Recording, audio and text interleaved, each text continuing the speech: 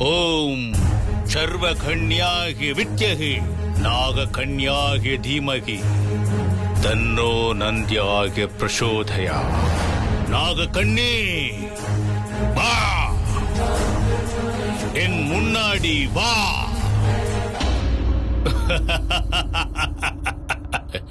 நாகக்கண்ணி, சொல்லுங்க குருஜி. நான் சொல்றத கேக்குற இடத்துல இப்ப நீ இருக்க. தெரியும். நீங்க என்ன வேலை சொன்னாலும் செய்யறேன். சொல்லுங்க. வெண்ணிலாவை உடனடியா தேடி கண்டுபிடி. அவ என்ன பரிகாரம் செஞ்சாலும் சரி, அத நடக்க விடாம தடுக்கிறதா உன்னோட வேலை. போ, இவிட இருந்து போ. நான் நினைச்சதை நடத்தி முடிச்சிட்டு வா. சரி குருஜி, உத்தரவு. போய்க்கோ.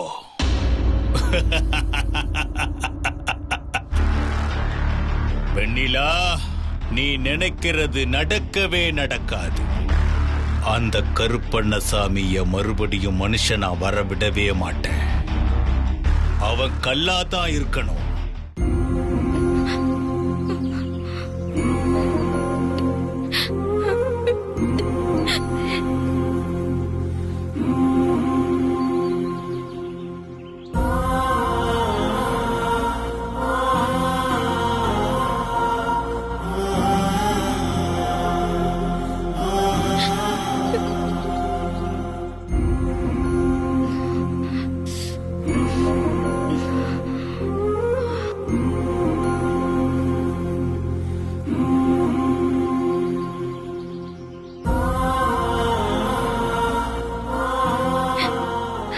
ஐயா, ஐயா, உங்களை தொல்லை பண்றதுக்கு என்ன மன்னிக்கணும். ஏதோ என் போதாத காலம் இப்படி நீங்க ஆழ்ந்த தியானத்துல இருக்கும் போது உங்களை தொந்தரவு செய்யற மாதிரி ஆயிடுச்சு. தயவு செஞ்சு நீங்க எனக்கு ஒரு உதவி செய்யணும். என் புருஷன் கல்லா மாறிட்டாரு. ஒரு மந்திரவாதியோட சாபத்தினால இப்படி நடந்துருச்சு. ஏதாவது ஒண்ணு பண்ணி அவருக்கு சாப விமோச்சனம் கிடைச்சாதான் அவரால மறுபடியும் மனுஷ உருவத்துக்கு வர முடியும். தயவு செஞ்சு ஏதாவது ஒரு வழி சொல்லுங்க ஐயா. ஐயா, உங்களை தாயா கேக்குறேன். நீங்க தெய்வத்தை பார்க்க முடியும், பேச முடியும். ஆனா எங்களுக்கு உங்களை மாதிரி இருக்கிறவங்க தாயா தெய்வம். என் மாங்கல்யத்துக்கு ஆபத்து வந்துரும் போல இருக்கு. அப்படி மட்டும் ஏதாவது நடந்துருச்சுன்னா சத்தியமா சொல்றேன், இங்கேயே கழுத்து அறுத்துட்டு செத்துடுவேன். அதுக்கு கூட நான் தயங்க மாட்டேன். நான் கும்பிடுற எந்த சாமியும் எந்த நிமிஷம் வரைக்கும் எனக்காக இறங்கி கண் திறக்கல. தயவு செஞ்சு பாருங்கய்யா.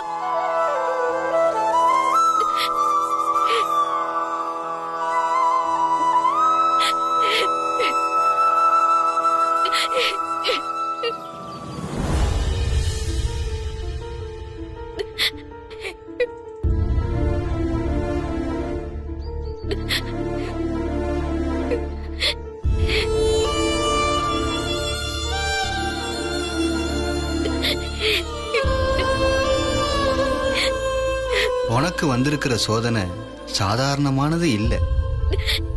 ஆனாலும் உன்னுடைய ஆழமான நம்பிக்கையினால உனக்கு வந்திருக்கிற சோதனைகள் மாறும். இந்த கோயிலோட சிறப்பை தெரிஞ்சு வந்தியோ இல்ல தெரியாம எதேச்சியா வந்தியோ தெரியல. ஆனா நீ வந்திருக்கிறது ரொம்ப சக்தி வாய்ந்த அம்மன் கோயிலுக்கு தான். இந்த அம்மனை மனமுருக வேண்டிக்க. இதே மாதிரி இன்னும் ஒரு 8 அம்மன் கோயிலுக்கு போய் வேண்டிக்க. 9 நவ சக்திகளும் ஒன்னு சேர்ந்து கல்லா இருக்கிற உன் புருஷனை பழையபடி மனுஷனா உயிர் பெற வைக்கும். நீ நினைச்சது நல்லபடியா நிறைவேறதுக்கு என்னுடைய ஆசீர்வாதம். ரொம்ப நன்றிங்கய்யா.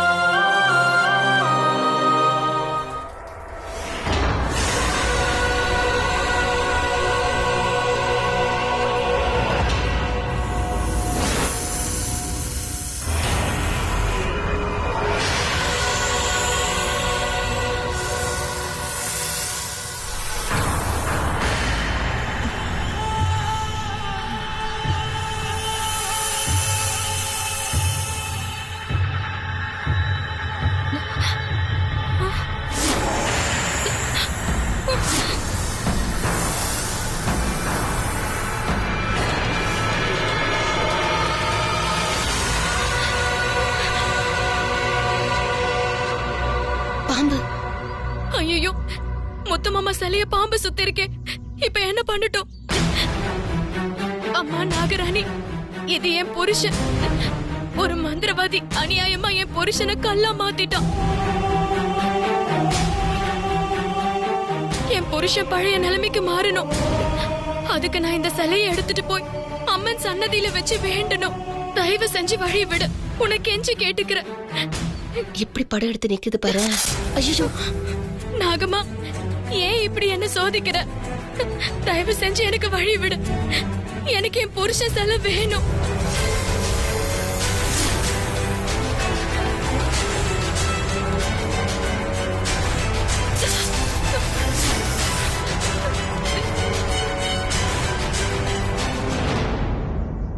ஏமா, நீ சொல்றது என்னால நம்பவே முடியலையே. இது நிஜமாவே உன் புருஷன் தானா? நிஜமாவே என் புருஷன் தான். நாகம்மா, உன்னை கெஞ்சி கேட்டுக்கிறேன். எனக்கு என் புருஷன் நல்லபடியா மீண்டு வரணும். அதுக்கு நல்லபடியா வேண்டி முடிக்கணும். தயவு செஞ்சு வழிய விடு.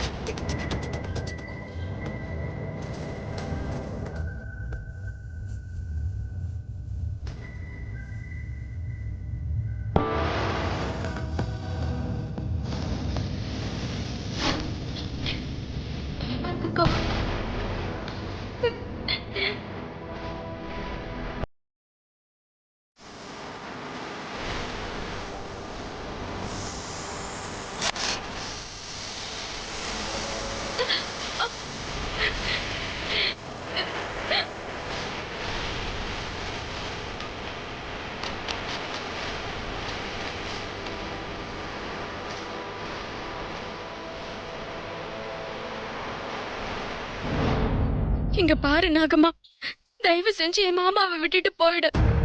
என்னோட வேதனை உனக்கு புரியலையா? இது என் முத்து மாமா. எனக்கு திரும்ப அவர் பழைய மாதிரி வேணும். நான் அவரை எடுத்துட்டு போனா மட்டும்தான் அவரை காப்பாத்தி பழைய உருவத்துக்கு கொண்டு வர முடியும். தயவு செஞ்சு உதவி செய். இங்க பாரு, உனக்கு அப்படி உயிர் பலிதான் வேணும்னா நான் என் உயிரை கூட தரதுக்கு தயாரா இருக்கேன்.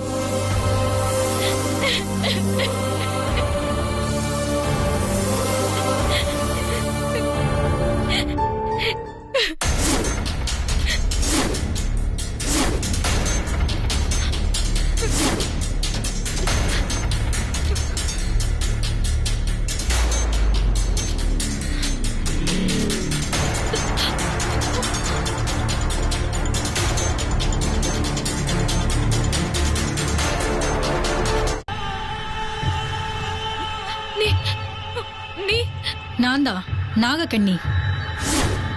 இந்த கற்சிலையில எப்ப நான் சுத்தினனோ அந்த நிமிஷமே இது எனக்கு சொந்தமாயிடுச்சு. இதை எடுத்துட்டு போறதுக்கு நான் அனுமதிக்க மாட்டேன். அதையும் மீறி நீ இதை எடுக்க வந்தா உன்னை கொத்தி உன் உயிரை நான் எடுத்துருவேன்.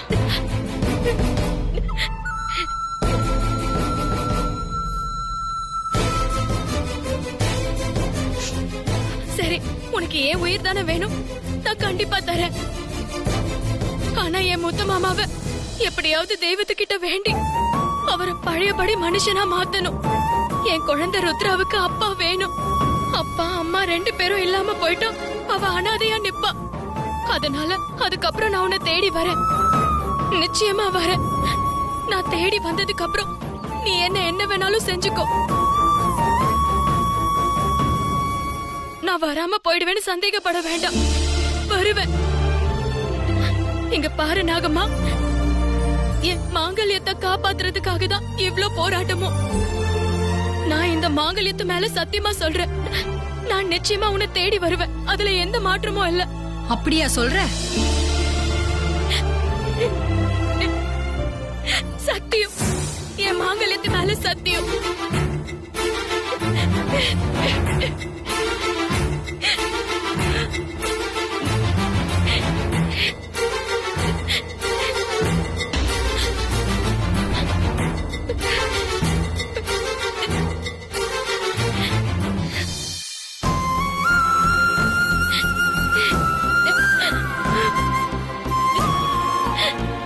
எனக்கு வேற வழி தெரியல முத்து மாமா. என்ன மன்னிச்சிடு முத்து மாமா.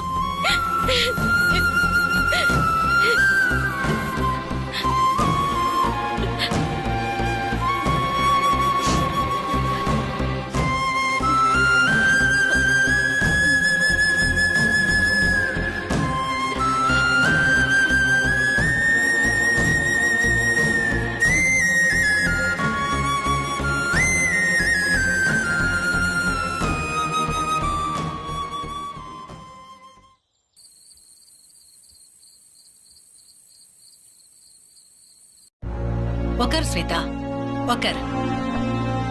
எப்படா நீ மீண்டு வருவ? உனக்கு இப்படி பரிமாறுவோம், நீ சாப்பிடுற அழக பார்த்து ரசிக்கலாம்னு நினைச்சிட்டு இருந்த ஸ்வேதா. வயிறார சாப்பிடுமா. பல நாளா நீ கிளியா இருந்து வெறும் பாலும் பழமும் சாப்பிட்டு நாக்கே செத்து போயிருக்கோம். வாய்க்கு ருசியா சாப்பிடு. அத்தை, என்ன நீங்க ரொம்ப குறைவா எடை போட்டுட்டீங்க. இப்படி நான் சாப்பாட்டுக்கெல்லாம் மயங்குற ஆளே கிடையாது. முத்தரச மாமா கிடைச்சு அவர் என் கழுத்துல தாலி கட்டுற வரைக்கும் நீங்க அந்த தேவாமிர்தத்தையே கொண்டு வந்து கொடுத்தாலும் அது எனக்கு ருசிக்காதத்த. என்ன ஸ்வேதா, அது எனக்கு தெரியாதா? நீ வந்து அத பத்தி எல்லாம் கவலையே படாத.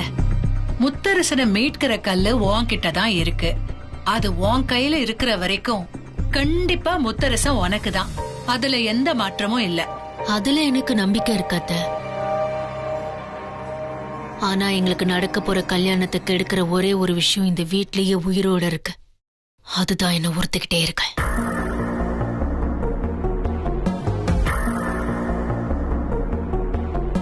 கலைய பத்தி தான் சொல்றேன். கலை இப்போ கண் முழிச்சிட்டா. ஆனா பழசெல்லாம் அவளுக்கு ஞாபகம் வந்துருச்சா இல்லையா, இல்ல ஞாபகம் வந்தும் வராத மாதிரி நடிச்சிட்டு இருக்காளான்னு ஒண்ணுமே புரியல. அவ மனசுக்குள்ள ஒருவேளை முத்தரசு மாமா சரியாயி வந்ததுக்கு அப்புறம் எல்லா விஷயத்தையும் சொல்லலாங்கிற திட்டம் இருக்கான்னு தெரியல. அதனால அவ என்ன நினைக்கிறாங்கறத தெரிஞ்சுக்கிறது ரொம்ப ரொம்ப முக்கியம் அத்தை.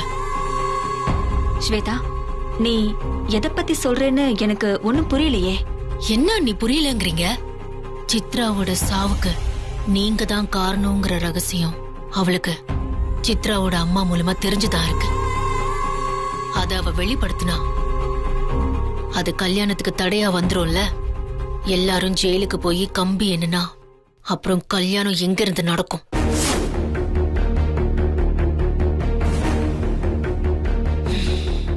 மருது, வேற வழியே இல்ல. கலைக்கு பழசெல்லாம் ஞாபகம் வந்திருக்கா இல்ல அவ நடிச்சிட்டு இருக்காளான்னு நீங்க மனசு வச்சா மட்டும்தான் கண்டுபிடிக்க முடியும். நான் பண்றது ரெடி ஸ்வேதா. ஆனா எப்படி கண்டுபிடிக்கலாங்கிற? அவகிட்ட பாசமா இருக்கிற மாதிரி நடிங்க. நடிச்சா கண்டிப்பா அவ என்ன நிலைமையில இருக்காங்கிறது கண்டுபிடிக்க முடியும். அப்படி ஒருவேளை பழசெல்லாம் ஞாபகம் இருக்கிற மாதிரி தெரிஞ்சா அவளை ஒரேடியா அனுப்பிச்சாலும் சரி, இல்ல அந்த முயற்சியில அவ திரும்ப கோமாக்கு போனாலும் சரி, எது நடந்தாலும் நமக்கு சாதகம்தான். சரி ஸ்வேதா, நான் பாத்துக்கிறேன். அதான் எனக்கு வேணும். ஆக மொத்தத்துல கல்யாணம் தங்கு தடை இல்லாம நடக்கணும், அவ்வளவுதான். இங்க பாரு, அதெல்லாம் கவலைப்படாத, நீ சாப்பிடு. எனக்கு அப்படியே நினைக்க ஆத்திரமா வருது. எவ்வளவு தைரியம் இருந்தா அண்ணனை கல்லாக்கிட்டு நம்ம வீட்டுக்கு வந்தவளுக்கு அம்மா ஆர்த்தி எடுத்து வரவேற்பு கொடுத்திருப்பாங்க. பத்தாக்குறைக்கு அவளை உட்கார வச்சு விருந்து உபசரிப்பு வேற. இவங்களெல்லாம் எனக்கு அம்மான்னு சொல்றதுக்கே வெக்கமா இருக்கு. அப்படியே எனக்கு வர்ற ஆத்திரத்துக்கு ஸ்வேதா கழுத்தை பிடிச்சு கொல்லணும் போல இருக்கு. கார்த்தி, அதுக்கு ஒரு நிமிஷம் ஆகாது. ஆனா இப்ப நாம புத்திசாலித்தனமா யோசிச்சு நடந்துக்க வேண்டிய நேரம். எப்படியாவது மாமாவை மீட் ஆகணும், அதுதான் இப்ப முக்கியம். அவரை மீட்கணும்னா அந்த மரகத கல்லு நம்ம கையில கிடைக்கணுமே. ஐயோ, அது இப்ப பெரிய டேஞ்சரான இடத்துல இருக்கு. அது மருது கையில போய் மாட்டிருக்கு. அதை கஷ்டப்பட்டு எடுத்துட்டா மாமாவை எப்படியாவது காப்பாத்திடலாம். அதை எப்படி எடுக்கிறதுன்னு தான் தெரியலையே. அத பத்திலாம் நீங்க யாரும் கவலைப்பட வேணாம். அதை நான் பாத்துக்கிறேன். என் புருஷன் கிட்ட தானே அந்த கல்லு இருக்கு. அதை நான் வாங்கி காமிக்கிறேன். எப்படி? பொண்டாட்டியா நடந்து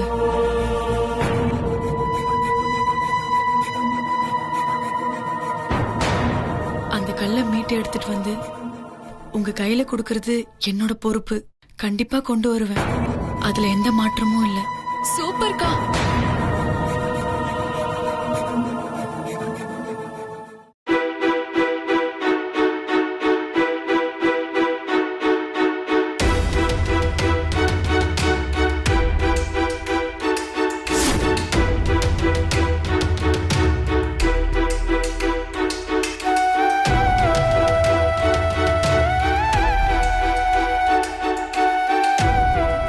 நீங்க சொல்ற எதுவுமே என்னால நம்ப முடியல.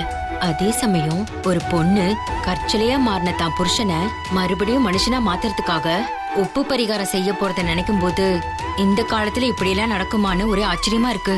ஓவியா, இந்த காலத்துல மட்டும் இல்ல, எல்லா காலத்திலயும் நல்லது கெட்டது இருக்கு. சாமி பூதம் எல்லாமே இருக்குன்னு நம்புறவங்களுக்கு இருக்கு, இல்லாதவங்களுக்கு இல்ல. இந்த நம்பிக்கை இங்க மட்டும் இல்ல, உலகம் பூரா இருக்கு. ஏதோ அவ நினைச்ச நம்பிக்கை நிறைவேறணும்னு நாமளும் ஆத்தாவை வேண்டிக்கலாம்.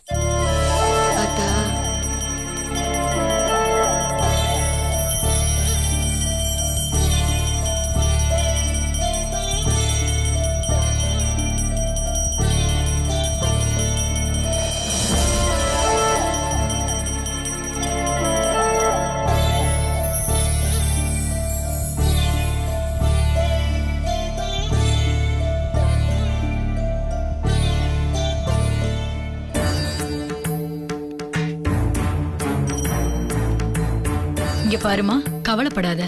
இது ரொம்ப சக்தி வாய்ந்த சாமி.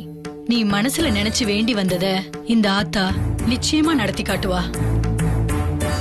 மனசார வேண்டிக்கிட்டு உப்பு மேல மண்டி போட்டு நடமா, எல்லாம் நல்லதாவே நடக்கும்.